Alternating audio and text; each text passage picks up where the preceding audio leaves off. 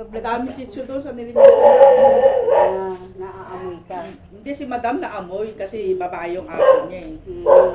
Nag-iinit. Jack!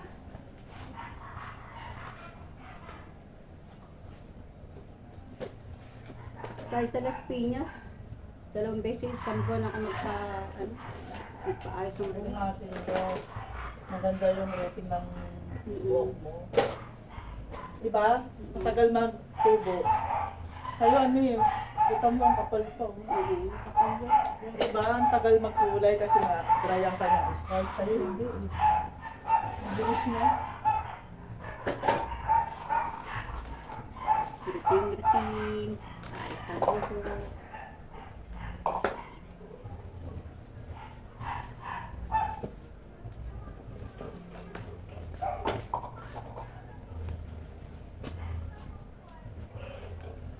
Parang Makati yung ano mo, Ano yung sapin. Ito Ito, pala. sa ano yun? Lagyan natin ang ano tawag para hindi ka mamatay. Makati yun.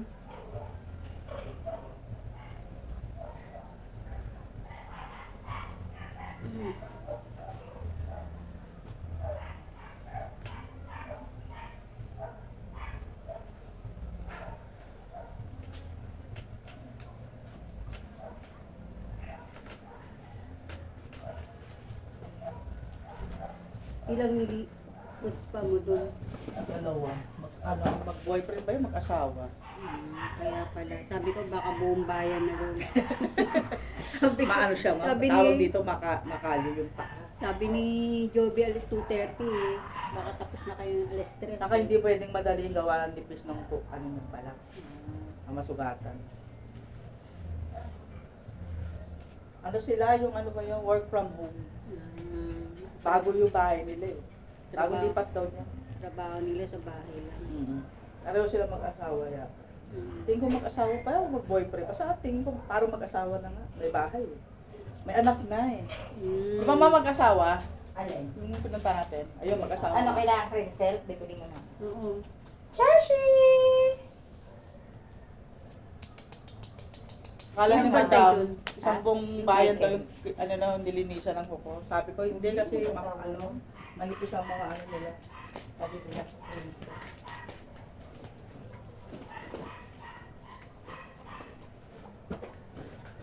Gusto ni Joby ibang kulay.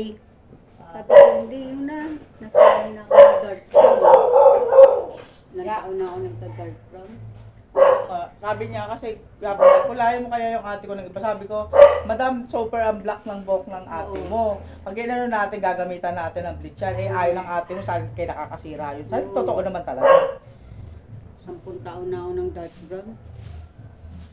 Kasi mula nung edad ko 42, ayan, Ang kapal nga ng buhok mo, dahil mo pa ako. nagpapakulay na ako niyan. Kasi nag-abroad yung mga anak ko, wala nang magbubunot ng uban. Kaya nasanay na ako mag-parlor. Alaga mo ang sarili mo eh. Iba-iba, hindi na yun. Siyempre, wala nang pambahay. Oo, wala pang asawa. Diba? Asawa, lagi nasa malayo.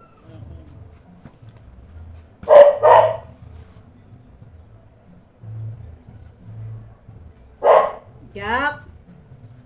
Maingay dyan, ha?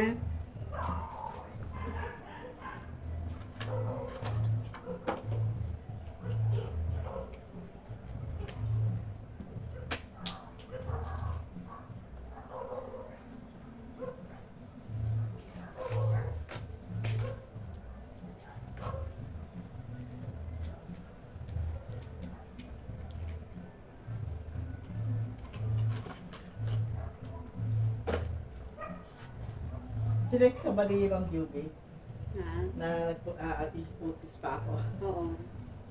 Sabi niya, ate, mga alas 3 tapos na to, sabi niya. Di ako naman, nagmerenda na ako. Ready ka na. Nagpakain na ako ng aso. Natapos ka na magpakain lahat-lahat. No? Nagwalis na ako, wala pa rin. Sabi ko, sinunod talaga ni Joby yung 5 p.m. sinabi ko dahil para hindi na ganong mainit. Sinunod yun. Sinunod niya yung 5 p.m. talaga. Sunurin kapatid.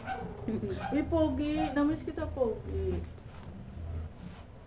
Ilang araw ko hindi nakapasok eh. Kamamatay lang ng mama ko. Yung araw yun? Di ba umuwi ako ng kinagabihan? Oo. Hindi pa yun. Yung kinabukasan yata yun. Umuwi ako kinagabihan. Nilabas na nila sa ICU, na coma na. Pero alam ko, bumigay na mama ko kasi umihina eh.